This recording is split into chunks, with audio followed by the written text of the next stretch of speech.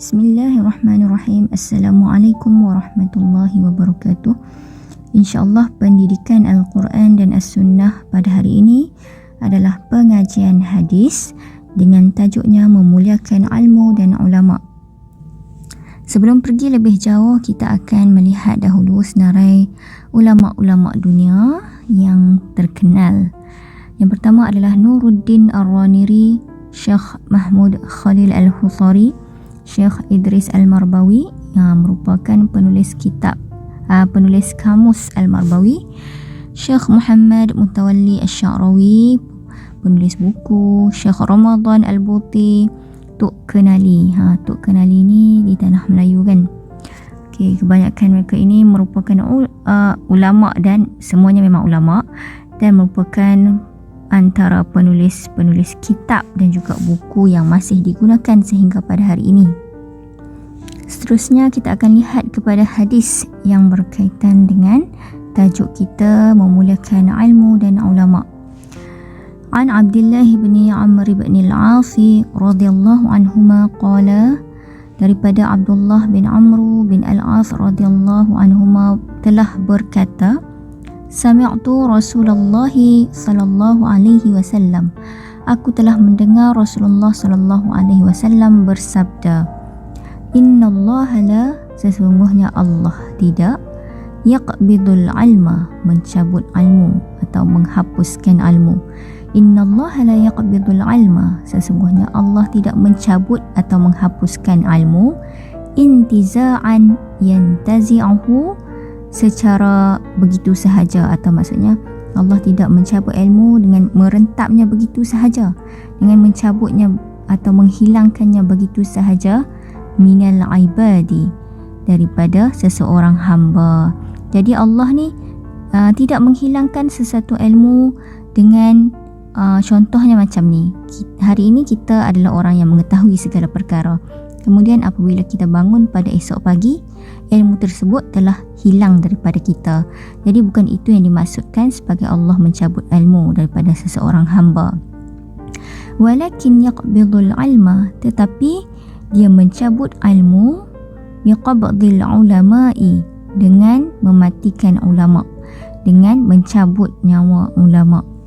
Hatta idza lam yubqi, sehinggalah apabila tidak lagi berbaki aliman, orang yang alim ataupun ulama, ittakhazan nasu, manusia menjadikan ru'usan juhalan, manusia menjadikan seseorang yang jahil, juhalan ni orang yang jahil, ru'usan ni sebagai ketua, manusia menjadikan seseorang yang jahil itu sebagai ketua. Fasu'ilu, maka apabila orang yang jahil tadi ni, apabila orang yang jahil itu disoal oleh orang lain, fa'aftau bighairi ilmin, maka mereka memberi fatwa tanpa ilmu. Maksudnya orang jahil yang diangkat menjadi ketua tadi, apabila disoal tentang perkara agama, mereka memberi fatwa tanpa ilmu yang benar, tanpa ilmu yang benar. Fadallu wa adallu, maka sesatlah mereka itu dan menyesatkan orang lain. Maka orang-orang yang menjadi ketua tadi ni, yang memberi fatwa tadi pun sesat, dan mereka juga menyesatkan orang lain. Orang lain yang menyoal mereka itu juga akan menyebarkan ilmu tersebut kepada orang lain, sehingga menyesatkan orang lain pula. Seterusnya kita lihat kepada intisari hadis. Yang pertama, ilmu itu adalah kurniaan daripada Allah. Okey, jadi tajuk kita pada hari ini adalah memuliakan ilmu dan ulama. Innallaha la yaqbidul ilma, sesungguhnya Allah tidak mencabut sesuatu ilmu atau menghapuskan sesuatu ilmu kan, begitu sahaja.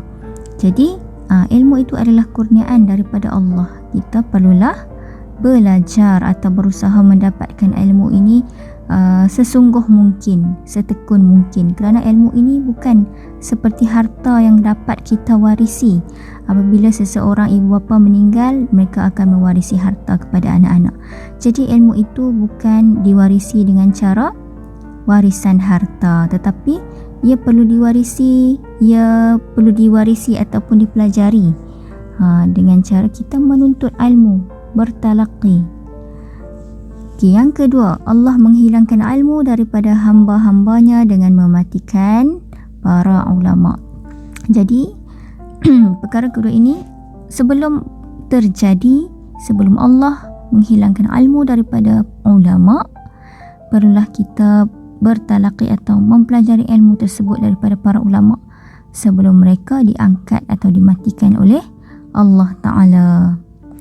Seterusnya, manusia akan menjadikan orang jahil sebagai rujukan apabila ulama tiada. Ini adalah hakikat yang akan berlaku kerana apa yang Nabi cakap itu adalah berdasarkan wahyu daripada Allah. Jadi kadang-kadang pada zaman sekarang orang-orang lebih suka merujuk bahan di internet contohnya sebagai rujukan. Kemudian dengan apa yang mereka baca di internet itu, mereka menentang ulama. Mereka mula mempersoalkan apa yang telah ditulis oleh ulama-ulama terkemudian dengan cara menghina ulama-ulama tersebut. Jadi tidak perlu ataupun tidak sewajarnya kita bertindak begini kerana orang yang baik ataupun orang yang berilmu tidak akan menjatuhkan ulama yang lain. Okey, seterusnya, orang jahil yang mentadbir urusan agama memimpin manusia ke arah kesesatan. Okey, jadi kita tidak mahu perkara ini berlaku. Kerana itulah kita perlu menuntut ilmu supaya akan ada ulama yang berterusan dihasilkan dari generasi ke generasi. Kerana kita tidak mahu orang yang bukan ahli dalam agama kemudian diangkat dan memberi fatwa kepada orang lain sehingga berlaku kesesatan. Seterusnya, kita akan melihat kepada pengertian ulama. Siapakah ulama itu?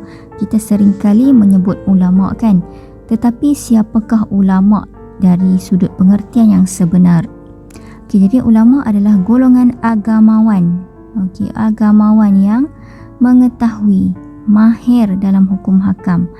Tengok saya color dengan pelbagai warna di sini untuk membezakan antara setiap isinya. Jadi golongan agamawan maksudnya orang-orang agama, orang yang mengetahui ataupun mempelajari ilmu-ilmu agama.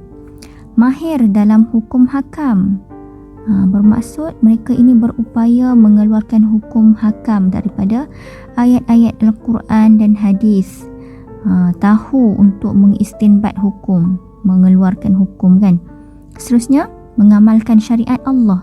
Mengamalkan bermaksud mereka mengetahui ilmu tersebut tetapi mereka juga mengamalkan berdasarkan dalil syarak. Serta mengajak manusia ke arah kebenaran. Jadi ulama mesti ada perkara-perkara ini. Yang pertama, agamawan. Yang kedua, mengetahui hukum syarak. Yang ketiga, mengamalkan syariat Allah.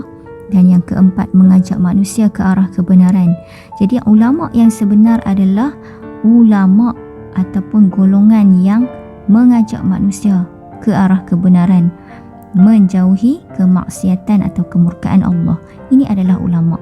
Selagi mana dia hanya beramal untuk dirinya sendiri, ia tidak memenuhi ataupun menepati pengertian ulama. Kerana ulama yang benar tidak akan hanya beramal dan berbuat ibadat atau menjaga dirinya sendiri sahaja, tetapi mengambil kira masyarakat di sekelilingnya dengan melakukan amar ma'ruf nahi mungkar, dengan melaksanakan tugasan dakwah, dengan menghabiskan masanya, kebanyakan masanya untuk mentarbiah masyarakat dari sudut akhlak, dari sudut cara hidup dan sebagainya. Seterusnya kita lihat kepada ciri-ciri ulama. Yang pertama, beribadat dengan penuh khusyuk dan ikhlas kerana Allah. Jadi ulama ini beribadat. Jadi ibadat merupakan perkara yang menjadi kebanyakan masa mereka dihabiskan dalam hidup mereka. Di samping mereka berdakwah kepada orang lain, beribadat. Hati mereka sentiasa bergantung dan bermunajat kepada Allah. Yang kedua, sentiasa bersyukur kepada Allah atas ilmu yang dikurniakan. Jadi mensyukuri ini adalah dengan cara memanfaatkan ilmu yang diberikan oleh Allah itu. Beramal dengan ilmu tersebut. Okey, jadi Tanda bersyukur dengan ilmu adalah mengamalkan ilmu tersebut, menyebarkan ilmu tersebut. Yang ketiga, berjalan di atas muka bumi tanpa rasa riak. Jadi ulama ini tidak akan rasa riak dan bongkak walaupun ilmunya banyak dan tinggi berbanding orang lain. Tidak akan merendah-rendahkan ilmu orang lain. Sentiasa menyampaikan ilmu kepada masyarakat dengan penuh hikmah. Yang keempat, berusaha untuk mendekatkan diri dengan masyarakat setempat. Jadi ulama ini sentiasa berusaha mendekatkan diri dengan masyarakat, tidak hanya berkurung di dalam rumah contohnya. Sentiasa menjaga hubungan sosial dengan masyarakat dan terlibat dengan aktiviti-aktiviti kemasyarakatan. Seterusnya, menyampaikan ilmu tanpa batasan kaum dan warna kulit untuk semua lapisan masyarakat. Jadi ilmu itu tidak terhad hanya kepada golongan elit, contohnya golongan yang kaya. Jadi ilmunya adalah untuk semua lapisan masyarakat. Yang keenam, tidak menggunakan kemuliaan dan ketinggian ilmu untuk kepentingan peribadi. Jadi contohnya dia memiliki kedudukan dan ilmu yang tinggi dalam masyarakat. Jadi dia tidak menggunakan ilmu itu untuk mendapatkan sesuatu kepentingan, contohnya untuk mendapatkan sesuatu posisi dalam kerajaan atau dalam apa-apa kepentingan dunia. Yang ketujuh, tidak mengeluarkan fatwa yang membelakangi pandangan tokoh-tokoh ulama yang besar. Okey, yang inilah yang saya maksudkan tadi. Jadi ulama yang sebenar ni, fatwa yang dikeluarkan tidak menjatuhkan ulama-ulama lain atau ulama-ulama yang terkemudian sehingga mengelirukan masyarakat dan menimbulkan perbalahan dan persengketaan sesama umat. Jadi seperti apa yang berlaku pada hari ini, di mana kadang-kadang golongan agamawan menjatuhkan ulama-ulama terdahulu yang mana kitab-kitab mereka telah ditulis begitu lama dan diamalkan begitu lama. Jadi sebenarnya itu bukanlah dikategorikan ke tahap ulama, masih belum menjadi ulama lagi. Kerana pandangan mereka mengelirukan masyarakat, menimbulkan perpecahan dalam masyarakat. Jadi ulama tidak akan menyebabkan keadaan yang sedemikian. Yang ke-8, sentiasa berakhlak dengan akhlak terpuji dan mencontohi sunnah Rasulullah. Akhlaknya ini menyejukkan hati dan pandangan. Sentiasa mencontohi sunnah Rasulullah, sentiasa mengamalkan sunnah Rasulullah, menjauhi perbuatan-perbuatan yang boleh menjatuhkan maruah mereka sama ada di khalayak ataupun bersendirian. Jadi ulama sentiasa menjaga tingkah laku bersendirian ataupun ketika di tengah ramai. Seterusnya kita lihat kedudukan ulama dalam masyarakat. Okey, kedudukan ulama lebih tinggi daripada yang lain kerana ilmu yang dikurniakan Allah kepada mereka.